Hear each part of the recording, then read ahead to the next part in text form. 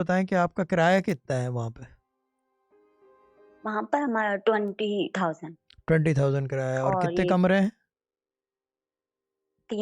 تین کمرے. ٹھیک ہے. اور کتنے لوگ رہتے ہیں آپ؟ میں اپنی امی کے ساتھ ہوں، ہم لوگ 5 ہیں. 5 لوگ ہیں. ٹھیک ہے. اور جی وہاں جی. سے پہلے کہاں رہتے تھے اسی علاقے میں؟ پہلے ہم ڈیفینس فیز 2 میں رہتے تھے.